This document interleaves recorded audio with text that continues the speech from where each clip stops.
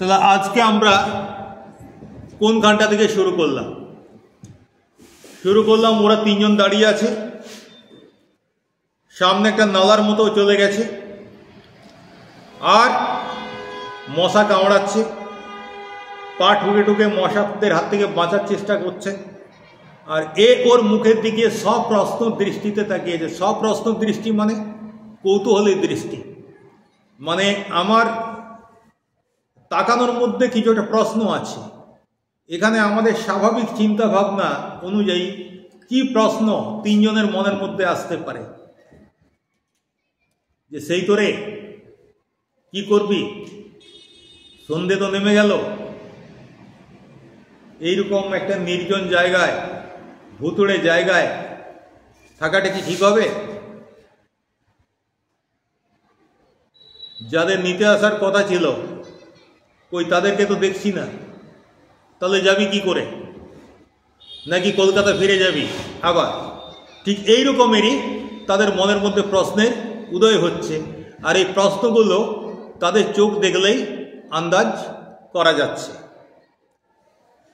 খানিক বাদে পরস্পরের মুখও আর ঘনায়মান অন্ধকারে ভালো করে দেখা যাবে না। ঘনায়মান মানে যা ঘন হয়ে আসছে। যখন নেমেছে তখন সূর্য ডোবেনি, কিন্তু জঙ্গলের মধ্যে সেই জন্যে অন্ধকার, কিন্তু তবুও কিছুটা আলো ছিল। এখন যত সময় যাচ্ছে সন্ধে হয়ে আসছে, তো ফলে অন্ধকারটা আরো গাঢ় হয়ে আসছে, আরো ঘন হয়ে আসছে। অন্ধকারটা এমন হয়েছে যে এখন আর পরস্পরের মুখও আমরা দেখতে পাচ্ছি না। মশাদের ঐকতান আরো তীক্ষ্ণ হয়ে উঠবে। ঐকতান মানে কি? অর্কেস্ট্রা। ঐকতান মানে অর্কেস্ট্রা। তার মানে কি? মশাদের অর্কেস্ট্রা আরো তীক্ষ্ণ হয়ে উঠছে। তার মানে কি? আরো প্রচুর মশা এসে গেছে, আর তাদের ডানার যে শব্দ, মশা ফিনফিন করে আওয়াজ করে না, তার মানে কি? মশা প্রচুর জুটে গেছে। সেইটাকে বোঝানোর জন্য বলছে মশাদের ঐকতান আরো তীক্ষ্ণ হয়ে উঠবে। এই সময় মাথার মধ্যে যেটা চিন্তা আসছে, আবার বড় রাস্তায় উঠে ফিরতি কোনো বাসের চেষ্টা করবেন কি না। মানে ঢের হয়েছে আর নয়, এবার বরং উল্টো দিক থেকে বাস এলে চেপে কলকাতা ফিরে যাওয়াটাই ভালো। এরকম যখন ভাবছেন, মানে এরা যখন ভাবছেন এইরকম, তখন হঠাৎ সেই যেটাকে বলেছিলাম নালা, সেই কাদা জলের নালাটা যেখানে জঙ্গলের মধ্যে হারিয়ে গেছে, সেখান থেকে অপরূপ একটি শ্রুতি বিস্ময়কর আওয়াজ পাবেন। অপরূপ মানে আমরা এমনিতে বলি সুন্দর, অপরূপ মানে অত্যন্ত সুন্দর। এখানে অপরূপ মানে সুন্দর নয়, অপরূপ মানে আশ্চর্য। আশ্চর্য করে দেওয়ার মতো একটি শ্রুতি বিস্ময়কর। আবার বিস্ময় মানেও আশ্চর্য। শ্রুতি মানে কানকে আশ্চর্য করে দেওয়ার মতো একটি আওয়াজ পাবেন। মানে এইরকম আওয়াজ ওরা জীবনে কখনো শোনেনি। কিরকম আওয়াজ?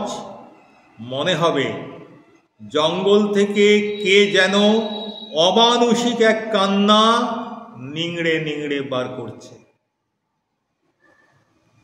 তুলনাটা দেখো। মনে হবে জঙ্গল থেকে কে যেন অমানুষিক এক কান্না নিংড়ে নিংড়ে বার করছে। মানে এই আওয়াজটা একটা অদ্ভুত রকমের আওয়াজ, একটু করুণ আওয়াজ, একটু আশ্চর্য আওয়াজ, একটু বিষণ্ণ আওয়াজ। কিন্তু এই শব্দটা শোনা মাত্রই আপনারা প্রতীক্ষায় চঞ্চল হয়ে উঠবেন। মানে যেই শব্দটা শুনেছে, শোনা মাত্রই এরা চঞ্চল হয়ে উঠল। কিসের প্রতীক্ষায়? মানে অপেক্ষা করতে লাগলো, চঞ্চল হয়ে অপেক্ষা করতে লাগলো। কারণ কি, শব্দটা যে কি সেটা মোটামুটিভাবে আন্দাজ করা যাচ্ছে। শব্দটার মধ্যেও একটা ভৌতিক, মানে শব্দটার যে বিশেষণ যেটা দেয়া হয়েছে তার মধ্যে একটা ভৌতিক আবহ তৈরি করা হচ্ছে, একটা অলৌকিক আবহ তৈরি করা হচ্ছে। কিন্তু সেই শব্দটার আরো কাছাকাছি আসুক এটার জন্যেই তিনজন প্রতীক্ষা করছে। তার মানে আমরা এখান থেকে আন্দাজ করতে পারছি যে কিসের শব্দ এটা ওরা জানে। তো আপনারা তো প্রতীক্ষা করবেন, প্রতীক্ষাও আপনাদের ব্যর্থ হবে না। মানে এরা যে অপেক্ষা করছে বেকার অপেক্ষা নয়। ধীরে ধীরে কি হবে, আবছা অন্ধকারে প্রথমে একটি ক্ষীণ আলো দুলতে দেখা যাবে। ওই নালার শেষ প্রান্তে দেখা যাচ্ছে একটি খুব অস্পষ্ট আলো দুলছে। আরো একটু পরে কি দেখতে পাবো, তারপর একটি গরুর গাড়ি জঙ্গলের ভেতর থেকে নালা দিয়ে ধীর মন্থর দোদুল্যমান গতিতে বেরিয়ে আসবে। গরুর গাড়ি চেপেছিস কখনো? চেপেছিস তো? গরুর গাড়ি কি খুব জোরে দৌড়ায়? না, গরুর গাড়ি ধীরে ধীরে যায়, দুলকি চালে যায়। আর এই যে দোদুল্যমান মানে দুলছে, তো কেন? গরুর গাড়ি তো আর পিচি রাস্তার গাড়ি নয়, সে মেঠো রাস্তা দিয়ে চলে। মেঠো রাস্তা তো পিচের মতো সমতল নয়, কোথাও ছোট আল আছে, কোথাও গর্ত আছে, ফলে গাড়িটা এদিক ওদিক করে হেলছে, দুলছে। আর আমরা দেখতে পাচ্ছি যে সেই দোলনির জন্যে ওই গাড়ির মধ্যে যে আলোটা, যেটা সেই আলোটা, ওটা কি আলো সেটাও পরে দেখতে পাবো। সেই আলোটা দুলছে। দূর থেকে দেখে যেটা আন্দাজ করা যাচ্ছে বা মনে হচ্ছে যে ওই জঙ্গলের ভেতর নালা দিয়ে ধীর মন্থর দোদুল্যমান গতিতে একটি গরুর গাড়ি বেরিয়ে আসবে, মানে এগিয়ে আসছে। দেখতে পেল ওরা যে এটা একটা গরুর গাড়ি। তো গাড়িটা কেমন? যেমন গাড়িটি তেমনি গরুগুলি। ওদেরকে দেখলেই মনে হবে পাতালের কোনো বামনের দেশ থেকে গরুর গাড়ির এই সংক্ষিপ্ত সংস্করণটি বেরিয়ে এসেছে। সংক্ষিপ্ত সংস্করণ মানে ছোট আকারের জিনিস, একটা মূল জিনিসের একটু ছোট আকারের জিনিস যদি ছোট আকারের প্রতিমূর্তি তৈরি করা হয় সেটা হচ্ছে সংক্ষিপ্ত সংস্করণ। এবং বলছে বামনের দেশ থেকে মনে হচ্ছে যেন বেরিয়ে এসছে। বামন মানে কি? বেটে বেটে মানুষ যারা। তার মানে এখান থেকে বুঝতে পারছি গরুর গাড়িটাও ছোট, গরুগুলোও ছোট।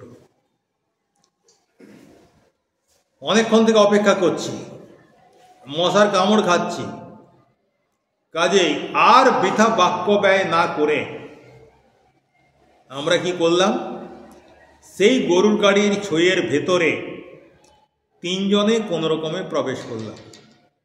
ছই মানে কি? গরুর গাড়ির ছই। আগেকার দিনে লোকেরা শ্বশুর বাড়ি যেত, বাপের বাড়ি যেত মেয়েরা গরুর গাড়িতে। তো গরুর গাড়িতে যে যাবে, ছেলে মেয়ে নিয়ে যাবে, গাড়িটার উপর একটা চাঁচের এরকম ইয়ে থাকতো, নৌকার উপরে যেমন থাকে সেরকম চাঁচ দিয়ে একটা গোল মতো ঘেরা করা থাকতো, যাতে বাইরে থেকে মানে দুই পাশ থেকে কিছু দেখা যাবে না।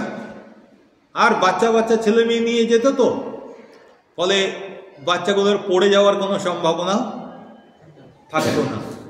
আর তার ভিতরে কাঁথা শতরঞ্জি পেতে দেওয়া হতো। এমনিতে গরুর গাড়ি তো বাঁশ দিয়ে তৈরি, তো এমনিতে বসে যাওয়াটা খুব আরামদায়ক হয় না, তার উপরে শতরঞ্জি বিছিয়ে দেয়, কাঁথা বিছিয়ে দেয়, তারপরে যেত। এখনকার দিনে ওসব তো উঠে গেছে, এখন তো আরও সহজ হয়ে গেছে টোটো। হ্যাঁ, খুব সহজেই যেখানে খুশি যাওয়া যায়। কিন্তু যাই হোক, তখনকার দিনে যা গ্রামাঞ্চলে যানবাহন বলতে ছিল গরুর গাড়ি, শুধু সাধারণ মানুষের জন্য। তো সেই গরুর গাড়ি ছইয়ের ভেতরে 3 জন কোন রকমে প্রবেশ করবেন ও 3 জোড়া হাত, 3 জোড়া হাত, 3 জোড়া পা এবং 3টি মাথা নিয়ে স্বল্পতম স্থানে, মানে অত্যন্ত অল্প স্থানে সর্বাধিক বস্তু কিভাবে সংস্থাপিত করা যায়, অল্প জায়গায় বেশি বস্তু সংস্থাপিত করা যায়, মানে রাখা যায়, সে সমস্যার মীমাংসা করবেন, সমাধান করবেন। কিভাবে ভাষাটা বলা হয়েছে?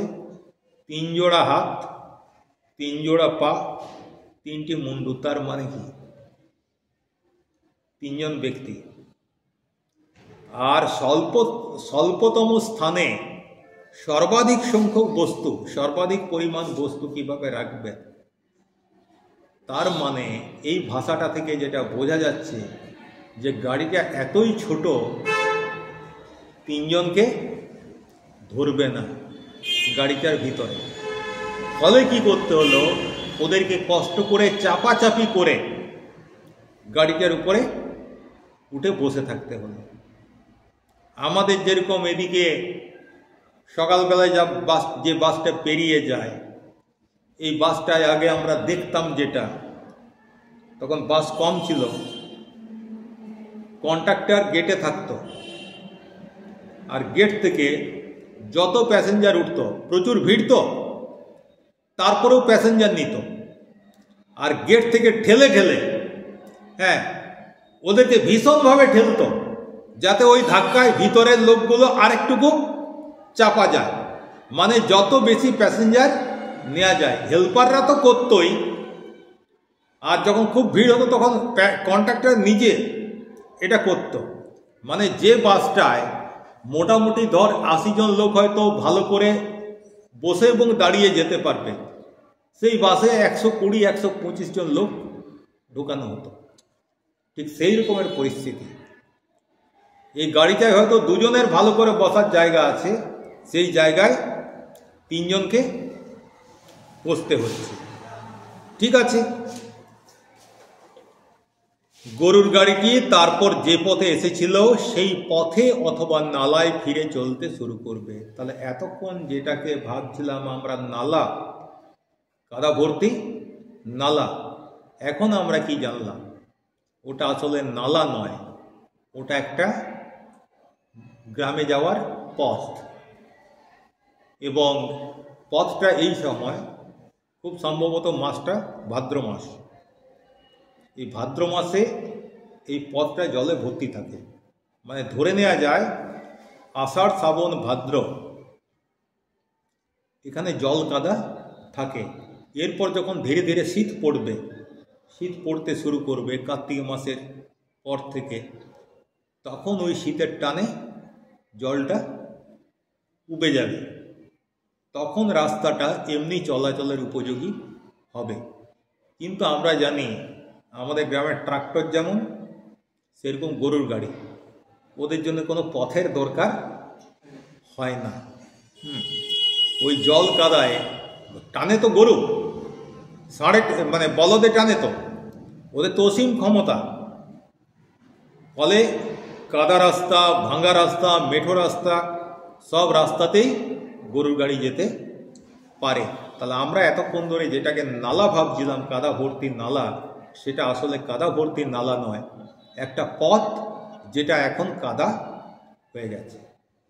ঠিক আছে, ফলে সেই পথ দিয়ে গাড়িটা আবার ফিরে চলতে শুরু করলো। বিস্মিত হয়ে দেখবেন ঘন অন্ধকার অরণ্য যেন সংকীর্ণ একটু সুড়ঙ্গের মতো পথ সামনে একটু একটু করে উন্মোচন করে দিচ্ছে। একটু আগে কি পড়েছিলাম যে নালাটা ওই জঙ্গলের মধ্যে গিয়ে হারিয়ে গেছে, তাই তো? রাস্তা থেকে দেখে সেই রকমই মনে হচ্ছিল, কিন্তু যত গাড়িটা এগোচ্ছে তত আস্তে আস্তে পথ দেখতে পাচ্ছি। মানে এটা ঘন অন্ধকারের মধ্যে যেন একটা সুড়ঙ্গ ধীরে ধীরে ধীরে ধীরে ধীরে ধীরে পথ করে দিচ্ছে। তুমি সামনে তাকাচ্ছ যখন, তখন তোমার মনে হচ্ছে যে সামনে কালো অন্ধকারের দেয়াল, সামনে আর যাওয়ার রাস্তা নেই, কিন্তু গরুর গাড়ি ঠিক তার মাঝেই। তুমি সামনে তাকাচ্ছ, রাস্তাটা হয়তো সেখানে ডান দিকে বাঁক নিয়েছে, তাহলে গরুর গাড়ি ওখানে ডান দিক দিয়ে বেরিয়ে যাচ্ছে। কাজেই প্রতি মুহূর্তে মনে হবে কালো অন্ধকারের দেওয়াল বুঝে অবদ্ধ, অভেদ্য, যাকে ভেদ করা যায় না। কিন্তু তবু গরুর গাড়িটি অবিচলিত ধীর মন্থর গতিতে এগিয়ে যাবে, পায়ে পায়ে পথ যেন ছড়িয়ে ছড়িয়ে। গরুর গাড়ি এগিয়ে যাচ্ছে, মনে হচ্ছে পথ নেই, ও নিজেই পথ তৈরি করে করে যাচ্ছে। কিছুক্ষণ হাত পা ও মাথার যথোচিত সংস্থান বিপর্যস্ত হবার সম্ভাবনায় বেশ একটু অস্বস্তি বোধ করবে। সংস্থান মানে কি? স্ট্রাকচার, গঠন। হ্যাঁ, এই যে আমার শরীর সংস্থান মানে কি? আমার হাত দুটো এখানে থাকবে, মাথাটা এখানে থাকবে, পাগুলো এখানে থাকবে। এমন হতে পারে কি যে ডান পাটা এখানে রয়েছে আর বাঁ হাতটা এখানে, ডান হাতটা এখানে রয়েছে, বাঁ পাটা এখানে? হতে পারে কি? পারে না। এটা হচ্ছে সংস্থান, যে আমাদের শরীরের গঠন। কিন্তু ওই তিনজন যেভাবে গাড়িটার মধ্যে ঠেসে বসে আছে, আর গাড়িটা যেভাবে মানে ঠাসাঠাসি করে বসে আছে, আর গাড়িটা যেভাবে হেলছে দুলছে, তাতে প্রতি মুহূর্তে মনে হচ্ছে যেন হাত পাগুলো ঠিক জায়গায় থাকবে না, মাথা মুন্ডু ঠিক জায়গায় থাকবে না, হাত পা ঠিক জায়গায় থাকবে না, মাথা মুন্ডু ঠিক জায়গায় থাকবে না। আর কি হচ্ছে? বন্ধুদের সঙ্গে ক্ষণে ক্ষণে অনিচ্ছাকৃত সংঘর্ষ বাঁধবে। সংঘর্ষ মানে তো লড়াই, যুদ্ধ। এখানে সংঘর্ষ মানে কি? অনিচ্ছাকৃত সংঘর্ষ বাঁধবে, মানে ধাক্কা লাগবে, মাথায় মাথায় ঢোকা যাবে। কেন ঢোকা যাবে? একে তো জায়গা কম, তারপরে গাড়িটা হেলছে দুলছে, এবড়ো কেবড়ো রাস্তা, তো ফলে কি হবে? ঠোকাঠুকি লাগছে। তারপর ধীরে ধীরে বুঝতে পারবেন চারিধারের গাঢ় অন্ধকারে চেতনার শেষ অন্তরীপটিও নিমজ্জিত হয়ে গেছে। মানে মনে হবে আমরা যে চেতন জগতে, মানে যে জগতে আমরা বসবাস করি, আমাদের যে স্বাভাবিক পরিবেশ, সেই জগতের বাইরে আমরা কোথাও, আমাদের যে চেতনার শেষ অন্তরীপ, সেটি অন্ধকারের জগতে ডুবে গেছে। মানে আমরা আমাদের পরিচিত চেতন জগৎ থেকে অন্য কোনো একটা জগতে চলে এসেছি। মনে হবে পরিচিত পৃথিবীকে দূরে কোথাও ফেলে এসেছেন। অনুভূতিহীন কুয়াশাময় এক জগৎ শুধু আপনার চারিধারে।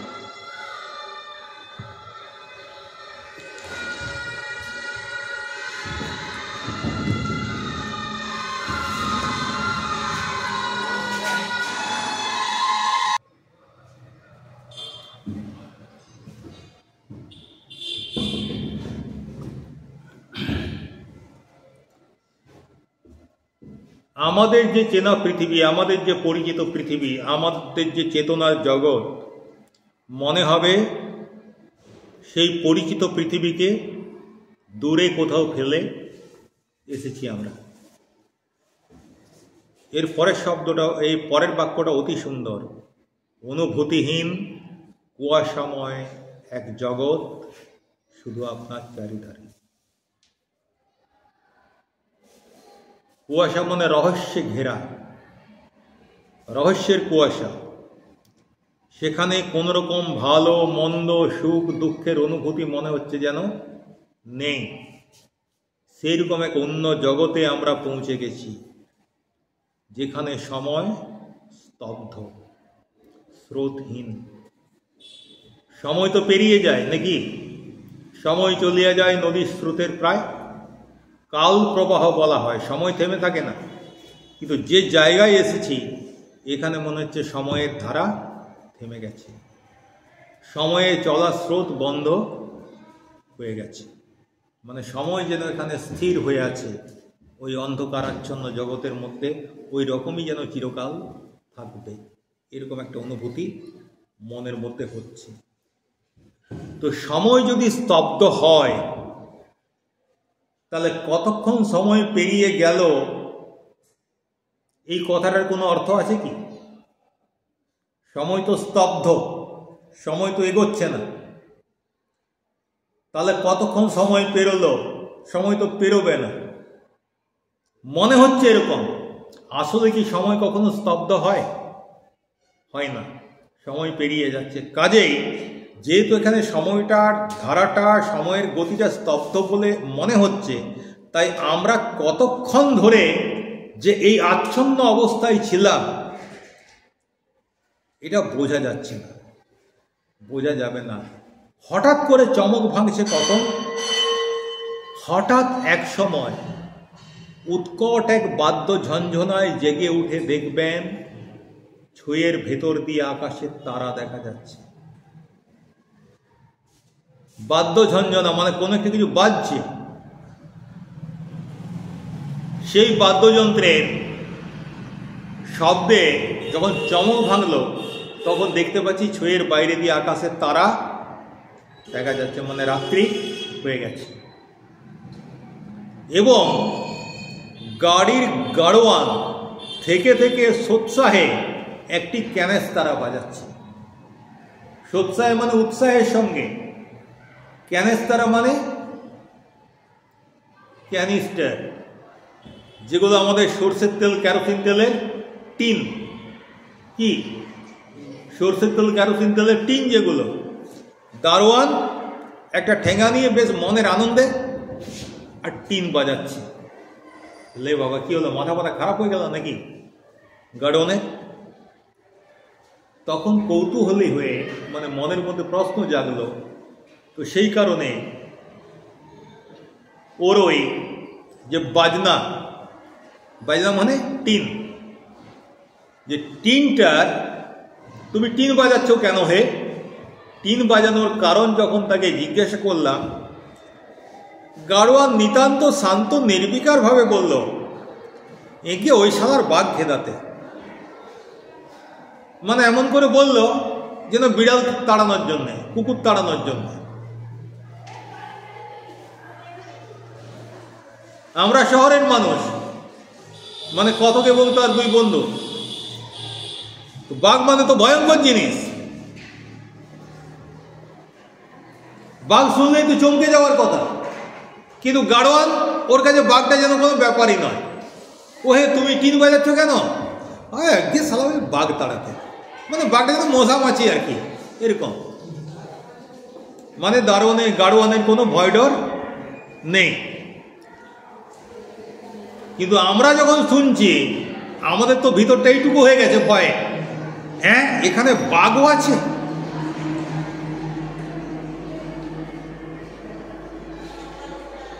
মহা মুশকিল। আচ্ছা, যদি বাঘ থাকে তাহলে মাত্র ক্যানেস্তার নিনাদে ব্যাঘ্র বিতাড়ন কি সম্ভব? মানে শুধুমাত্র টিন বাজিয়ে কি বাঘকে তাড়ানো যায়? বাঘ যদি থাকে তো টিন বাজালে বাঘ পালাবে? এই প্রশ্নটা কিন্তু কথক করল যে কি বলো কি হে, বাঘ আছে? এই টিনের শব্দে বাঘ পালায় নাকি কখনো? বরং বাঘ তো আরো জেনে যাবে যেখানে লোক আছে, যদি বা না ছিল তবু শব্দ শুনে চলে আসবে। তো গাড়োয়ান তখন বলল আশ্বস্ত করার জন্য, না না, বাঘ মানে চিতা বাঘ মাত্র, এবং নিতান্ত ক্ষুধার্ত না হলে এই ক্যানেস্তারা নিনাদি তাকে তফাৎ রাখবার পক্ষে যথেষ্ট। যদি সে ক্ষুধার্ত না হয় তাহলে ও টিনের আওয়াজ শুনে আসবে না। এখানে একটা ইউনিভার্সাল ট্রুথ, মানে বিশ্বজনীন সত্য আছে। পৃথিবীতে কোনো জীব জন্তু অকারণে প্রাণী হিংসা করে না। কি বললাম? পৃথিবীতে কোনো জীব জন্তু অকারণে প্রাণী হিংসা করে না, অকারণে হত্যা করে না, অকারণে অত্যাচার করে না। বাঘ হিংস্র জন্তু, সিংহ হিংস্র জন্তু, এরা হিংসা করে কখন? যখন খিদে পায়, তখন পেট ভরানোর জন্যে ওরা জীব হত্যা করে। কারণ কি? ওটাই ওদের খাবার। কিন্তু পেট ভর্তি থাকলে কোনো মাংসাশী প্রাণীকে তুমি দেখতে পাবে না যে সে কাউকে হত্যা করছে। একমাত্র ব্যতিক্রম হচ্ছে মানুষ, যারা বিনা প্রয়োজনে মানুষের প্রতি হিংসা করে, মানুষকে আঘাত করে, মানুষকে সামান্য টাকা পয়সার জন্য হত্যা পর্যন্ত করে। তো এখানে গাড়োয়ান ঠিক বলেছে যে যদি পেট ভর্তি থাকে চিতাবাঘটা, সে এদিকে আসবে না। ওই টিনের শব্দ শুনলেই ও তফাৎ হয়ে যাবে, বুঝতে পারবে এখানে লোকজন আছে, এদিকে যাওয়াটা ঠিক হবে না, পেট ভর্তি আছে। আচ্ছা, তো যতটা সহজে বলছে গাড়োয়ান, এরা কি ততটা সহজে নিতে পারছে? এরা কলকাতার বাবু, এরা বাঘ বলতে জানে। সুন্দরবনে বাঘ থাকে, একদম গেলে হালুম করে খেয়ে নেবে। আর চিড়িয়াখানায় বাঘ থাকে, ওপেন বনের মধ্যে, মুক্ত বনের মধ্যে বাঘের মুখোমুখি হওয়ার সাহস এদের নেই। অথচ সুন্দরবনে যারা বসবাস করে, যারা জঙ্গলে মধু আনতে যায়, যারা জঙ্গলে কাঠ কাটতে যায়, যারা ওই জঙ্গলের মধ্যে নদীতে মাছ ধরতে যায়, প্রত্যেক বছর কয়েকজন করে মানুষ মারা যায়। তবুও কিন্তু তারা ভয় ডর তাদের নেই। তারা প্রত্যেক বছরই মধু সংগ্রহ করতে যায় সিজনে, প্রত্যেক বছরই কাঠপাট কাটতে যায়, আর প্রত্যেক সিজনেই ওরা মাছ ধরতে যায়। কারণ কি? ওদের তো উপায় নেই না। জলে কুমির, ডাঙায় বাঘ, ভয় করলে ওদের চলবে কি করে? সংসার চলবে না, ওরা বেঁচে থাকতে পারবে না। কিন্তু আমরা যারা কলকাতার বাবু, আমাদের কাছে বাঘটা খুব শখের জিনিস। আমরা সুন্দরবনে বেড়াতে যাব বা কোনো টাইগার রিজার্ভ ফরেস্টে বেড়াতে যাব, চারদিক জাল দেয়া গাড়ির মধ্যে আমরা থাকব, গাড়ি জঙ্গল সাফারি হবে। আর যদি কোনো বাঘ দেখতে পাওয়া যায়, ওই দেখ বাবু বাঘ বাঘ বাঘ, ফটো তোলো ফটো তোলো ফটো তোলো, ফটো কিংবা সেলফি, মানে বিভিন্ন রকমের আর কি। কিন্তু এইসব অঞ্চলে যারা থাকে তাদের এদেরকে নিয়েই ঘর করতে হয়। ফলে ওদের নিজেদের মতো করে ওরা নিজেদেরকে সাবধান করে রাখে। আর তারই একটা রাস্তা হচ্ছে এই টিন বাজানো। ঠিক আছে, এবারে বাইরে তো চিৎকার চেঁচামেচি হচ্ছে। এখন আপাতত